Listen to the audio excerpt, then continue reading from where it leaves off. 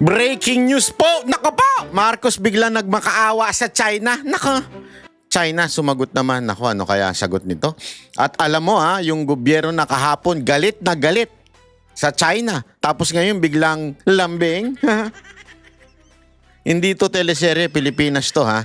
Dati todo bangga sa China, ngayon biglang reset, biglang usapang tulungan. Ano nangyari? Bakit para biglang nagbago ang ihip ng hangin? Nako. Drama lang ba yan o may mas malalim na dahilan? At hindi lang yan ha, habang nangyayari to, may gulo sa gitnang silangan, may banta ng oil crisis, may problema sa jet fuel at pati sa mga tsuper. Nako, meron silang pasabog. Mamaya abangan natin ha. Pero sabi ng iba, wala daw crisis. Sino man nagsabi niyan? Eto. Wala pa po tayo maaaring tawaging oil crisis sa bansa. Ayon. Ano ang sagot ng China dito? Nako, mamaya. Meron silang hinihinging ulo. Meron silang sinabi, meron silang banat. At sabi nila, oy, yan, unya-unya. Mamaya, pag-usapan natin na. Sino ang mas lamang sa usapan? At ang pinakamatinding tanong, niloloko ba tayo noon o niloloko tayo ngayon? Kaya kung akala mo, simpleng balita lang to, mag-isip ka uli. Panoorin mo to hanggang dulo dahil dito, pag pinagsama-sama mo ang lahat, makikita mo ang buong larawan ng ayaw nilang ipakita sa'yo dahil bayaran ng mga media, mga animal. Dito lang sa Banateros ka lagi, ha? At eto na nga, pag-uusapan po natin. Ako, matindi usapan natin ngayon. Ha? Talagang pasabog, ika nga. Pasabog yung mga usapan natin ngayong araw na to. Kasi, alam mo, eto na nga yun eh. Kahapon gusto ko na nga gawa ng video ito eh. Maano sa puso ko to, sabi ko, tanginan din, no? Sorry ha. Samahan ng bunganga ko. Kasi sabi ko, pambira kayo. Pagkatapos nyong i-demonize ang China, pagkatapos kayong kumampi ng kumamping sa Amerika, nung nagka-problema, kanino kayo tumatakbo? Sa China o sa Amerika? Hindi kayo makatakbo sa Amerika, di ba? Dahil alam nyo namang hindi kayo tutulungan. Ang hindi ko magets, ito hindi ko magets at ang daming tatanga-tanga sa buong Pilipinas lang ha. Ito, napakatangan nyo talaga ng mga Pilipino nag-pro-America. Nangyari na sa atin yan eh. Nakalimutan nyo ba? Nangyari na sa atin yan noong panahon ng pandemya. Noong panahon ng pandemya, nangangailangan tayo ng bakuna.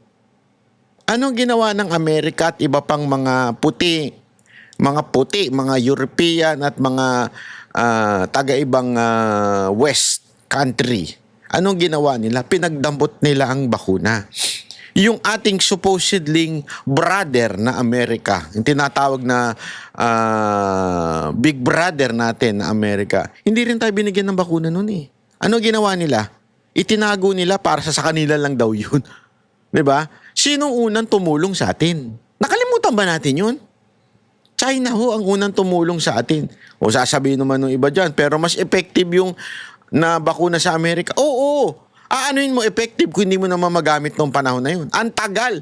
It took so many time. Actually, years tayo. Kasi maalala ko, nagka-COVID ako noon eh.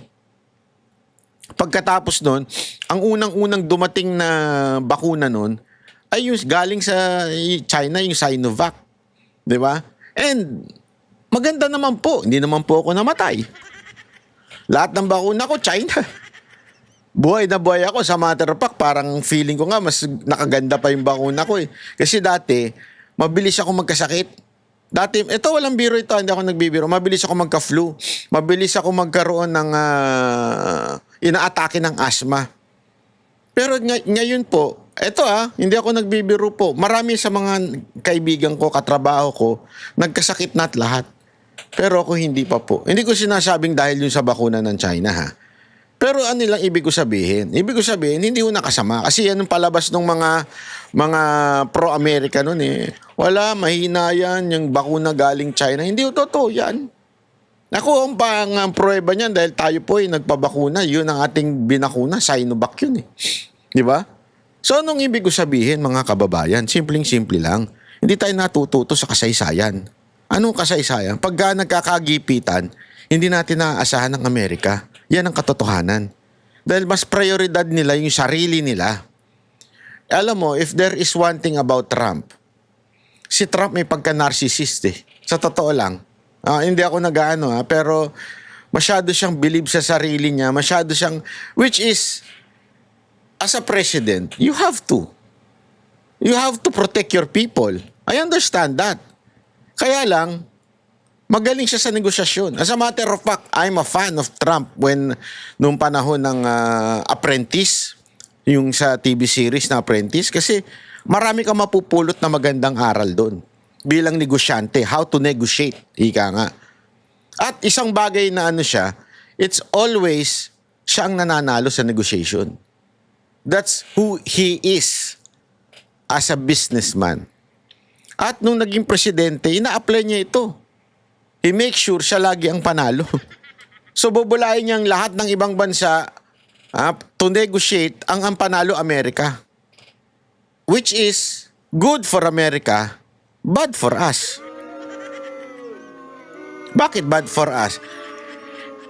Parang tayong nini-negotiate niya, parang dalawang negosyo yan eh. Nagne-negotiate kayo eh. Siyempre may isa dyan matatalo sa negosasyon. Hindi ako naniniwala sa win-win situation eh. Yung alam mo yung win-win situation sa negosasyon, tatawad ka ganito, hindi. Nakatawad ka, tama, mali. Di ba? Halimbawa, tumawad ka, naalala ko nga nun, bilin sa amin nun sa Hong Kong eh. Di ba? Kunwari, magagalit-galitan yung yung nagbebenta, magsusungit.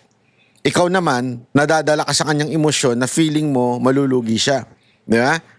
Tapos, okay. I'll give you this. I'll give you this. I'll give you this. Ganyan, di ba? Tapos akala mo nakatawad ka, akala mo nakalamang ka kasi naibaba mo ng kalahati yung presyo. Kasi sa Hong Kong, ganun dun, tawaran dun eh. Nababa mo ng kalahati. Pagkatapos mong bilhin, pag naka-smile daw sa'yo yung nagbebenta, ibig sabihin, ikaw ang talo. Hindi mo lang alam, pinamukha lang niya na panalo ka sa negosasyon, but in reality, tumubo siya. That's the truth in negotiation. Sa lahat ng negosasyon, may panalo. Yan ang hindi natin pwedeng, hindi mo pwedeng sabihin na natalo yung isa, quits lang kayo, pareho lang kayo. Hindi totoo yun.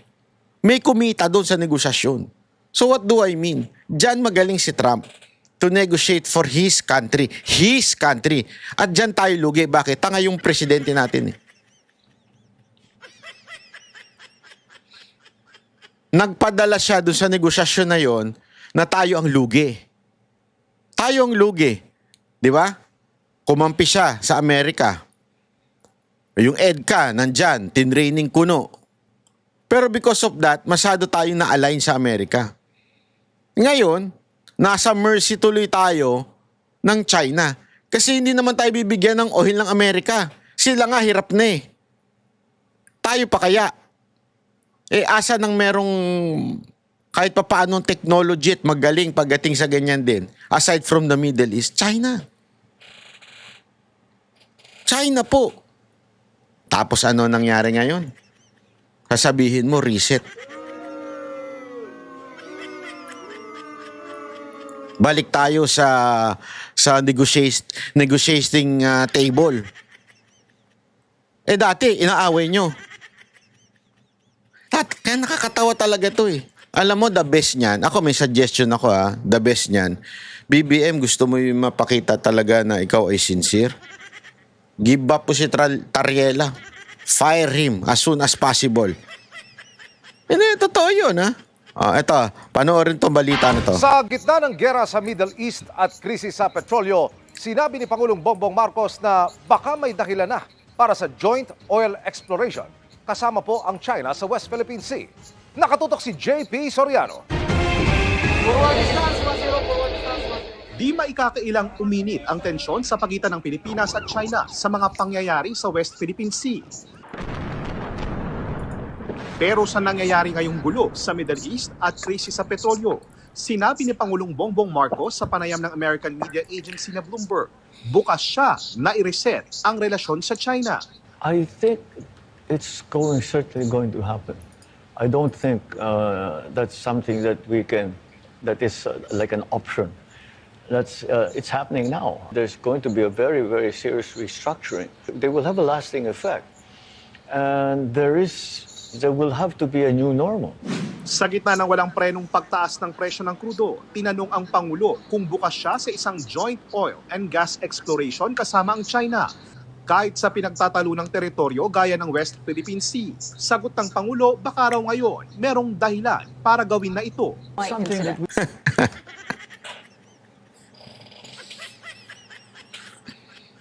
Dito mo malalaman talaga ang isang tao kung magaling o hindi. Tandaan nyo ito sa lahat po ng larangan, pati negosyo, pati organisasyon, pag ikaw ay isang reactive person, ibig sabihin you only react to situations, ibig sabihin that person is not really a good leader.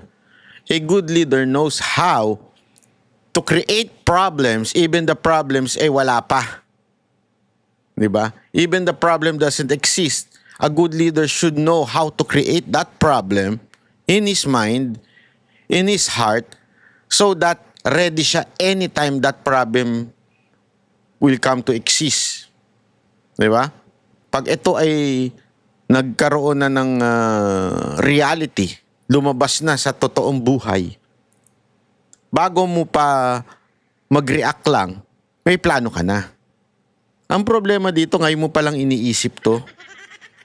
Dapat inisip mo na yan before nagkabastusan, bago binastos ng general mo yung China, inisip mo na yan noon pa. Dapat kinausap ka na ng foreign na secretary mo at sinabi mong, Mr. President, hinay-hinay tayo, kailangan natin yan in the future. I mean, tangina common sense eh. Common sense po yan. Sabi nga, di ba, meron nga tayong sinasabi na kasabihan, do not burn bridges, which is true. And honestly, ako, nung kabataan ko, ako dyan eh. I failed so many times na I burned bridges with doon sa mga nakalaban ko. Whether in business or whatsoever. But eventually, mamimit mo rin pala sila in the future. And because of that, alam nyo, ako po ay natuto naman po doon. Kaya nga don't burn bridges eh. Even if at this time, hindi kayo magkasundo, at this time, magkalaban kayo sa whatsoever, politika o di kaya naman sa negosyo. Bakit? Kasi someday, magmimit kayo niyan. Maliit lang ang mundo. At yung mundo na yan, pag yan kayo nag-meet, at baka in the future, kailanganin mo rin ng tulong yan. Diba? Kung matalino ka leader at prudent na leader ka, dapat alam mo yan. Anong ginawa mo? Nga tayo ngayon. Hindi, alam mo, hindi, sa bagay, meron nga namang kasabihan tayo sa mundo na ito. Ano yun? Wala pa po tayong maaaring tawaging oil crisis sa bansa. Oh, wala pa, kaya nga gusto ng reset eh.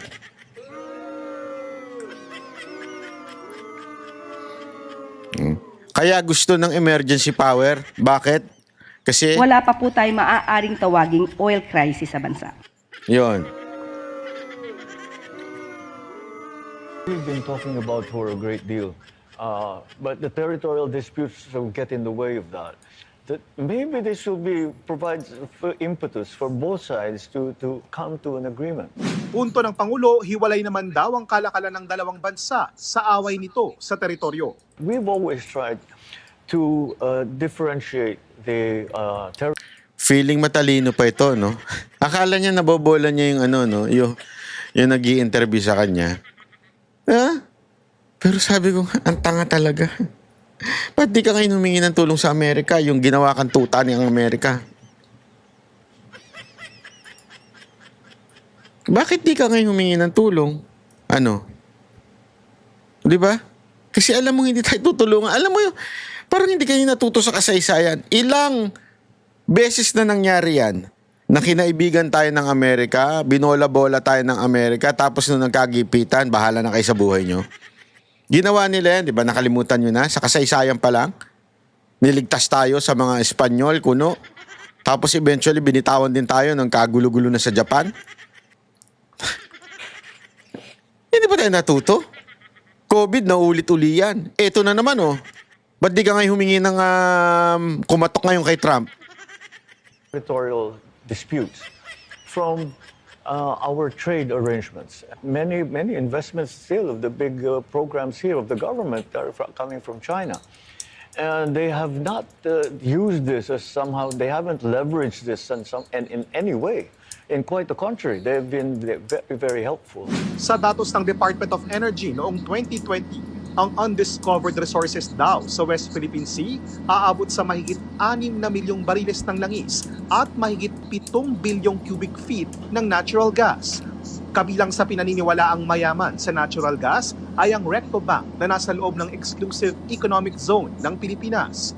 Dating may joint marine seismic undertaking ang Pilipinas kasama ang China at Vietnam para sana sabay-sabay na magsaliksik sa mahigit 142,000 kilometers na bahagi ng South China Sea kasama na ang West Philippine Sea.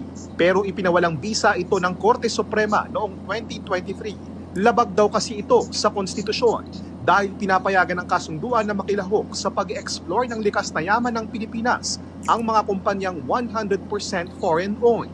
March 2023, sinabi ni dating DFA Secretary Enrique Manalo na mag-uumpisa ng muli ang exploratory talks ng China at Pilipinas para sa posibleng joint oil and gas. Tangina na. Ito yung ano eh. Ito yung tinatawag mong pa-PR na lang eh. 'Di ba? Pa-PR na lang. Alam nyo kung bakit? Kung pa-PR na yan? Simple. Ngayon pa lang pag-uusapan. Ngayon pa lang babalik sa negotiation with China. Ngayon pa lang mag-uusap uli kung kailan nandiyan na yung crisis. Kung kailan matatapos yung ating supply ay for 45 days. Kung kailan maghihirap na tayo, tsaka pa lang nyo naisip na, ay, usap uli tayo. How long do you think is this negotiation mangyayari? It will take time, correct? It will take time. For sure, it will take time. Tama, mali. Pero ano, nga. Yan ang problema. Nga na naman tayo nito. Ilang buwan bago yan maisakatuparan. Sa bagal ni Marcos, baka wala na si Marcos sa posisyon bago pa siya katuparan yan eh. Exploration. Pero wala nang naging update o balita pa rito ang gobyerno.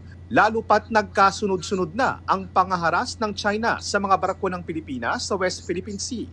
Nang tanungin kanina ng media si Foreign Affairs Secretary Teresa Lazaro, kaugnay sa posibleng joint oil exploration kasama ang China. Not at this point of time, but I think it may be forthcoming. Para sa GMA Integrated News, ako po si JP Soriano. Nakatutok 24. Galing mo talaga, Marcos. Palakpakan ka. Naisip mo yan ngayon. Ito pa matindi. Ito yung ito yung sinabi ni Marcos eh, na sabi ko nakakatawa talaga. Alam mong wala talagang alam tong presidente na to. Wala talagang alam Things eh. are beginning to open up, and although we cannot be assured right now of the supply, we can be sure that at least for 45 days we will be all right. I think that we can be fairly confident. We can be confident that after the 45 days, we will still have already arrived here in the Philippines. We will have already a flow of oil, not just. Ano sinabi niya? Ano sinabi niya? Di ba may 45 days naman na ano pa? Mag-o-open up naman na daw. Ibig sabihin parang maayos na daw ang sigalot. Magkakaroon na ng solusyon dyan sa pinagdadaanan ng oil. Ito ulitin ko Beginning to open up. Beginning to open up. Yun na yun eh. Yung sa supply daw eh. And although we cannot be assured right now of the supply. So pero hindi naman daw tayo sure. Malapit lang. Mag-o-open up na. Ano ba talaga? We can be sure that at least for 45 days we will be all right. I think that we can be. At least mga kababayan, may kuryente tayo tsaka may gas tayo for 45 days. Wala pa po tayo maaaring tawaging oil crisis sa bansa. Okay. Wala pa naman pala. After 45 days pa. Tama nga naman pala si Castro. Wala pa po tayo maaaring tawaging oil crisis sa bansa. Ayun. Wala pa. Okay? So, tama pa siya. Anak ka ng meme. Anak ka ng meme talaga. Oo, Yusik Claire. Tuloy natin to. Fairly confident. We can be confident that after the 45 days, we will still have already arrived here in the Philippines. We will have already a flow of oil, not just one delivery, not just two deliveries, but a flow of petroleum and petroleum-related products. The next part of the challenge that we were facing was the supply and the pricing of petroleum products. Kaya't ang una naming tiniyak ay ang unang tanong ko sa Department of Una daw yung supply, di ba? So sinasabi niya maaayos naman daw. Pangalawa, ito yung pangalawa niya. Energy. Ano ba ang stock natin ng diesel, ng gasolina, ng kerosene, ng jet fuel? At ito ay binigay sa atin. Marami sa inyo ay nakita naman ninyo yung unang report kung ilan ang supply natin. At ang instruction ko sa kanila, huwag niyong titigilan. Maghanap kayo pa ng supply dahil hindi natin alam kung gaano katagal pa ito.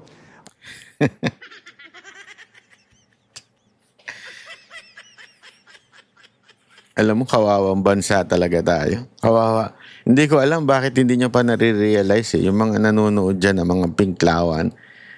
Tsaka mga Alam mo, I hate to say this, but dapat niyo talaga na ilagay si BP Sara Duterte bilang presidente. Oh. Alam niyo kung bakit? We need a person na friendship with China and with everyone else. Not like this kind of president na pumapanig sa iisa.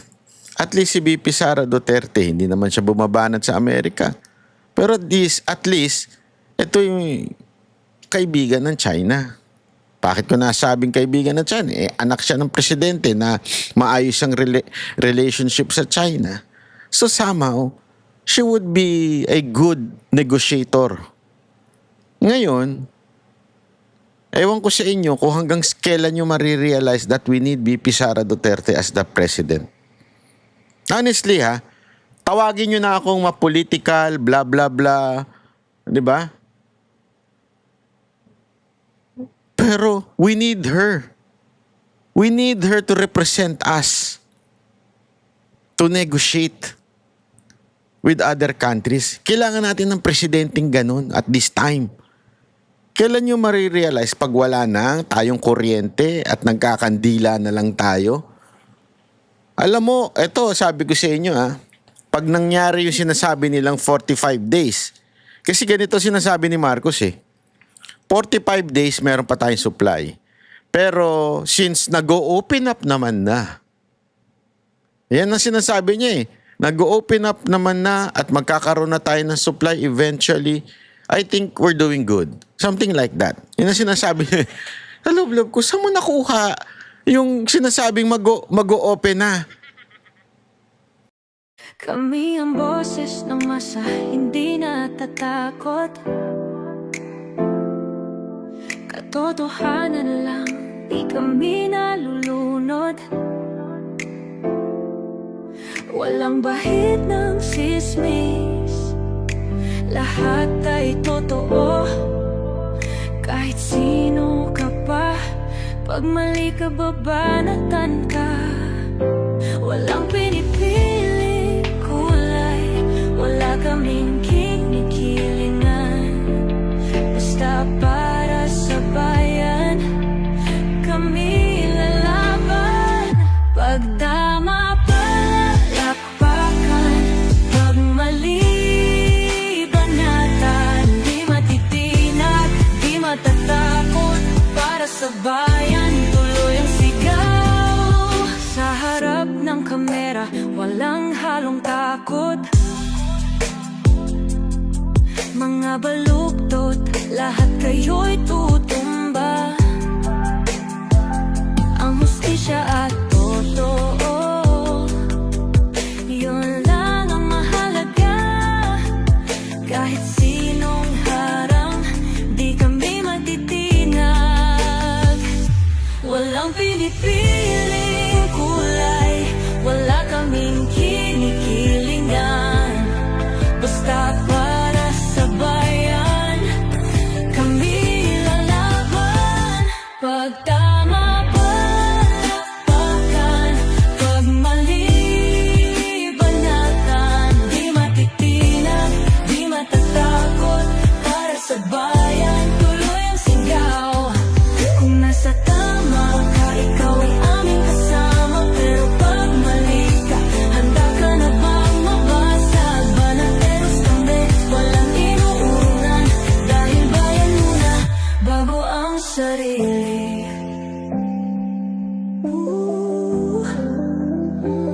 Bago ang sarili.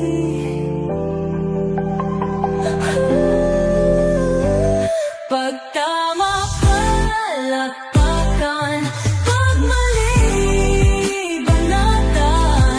Banateros ang sigaw, katotohanan ang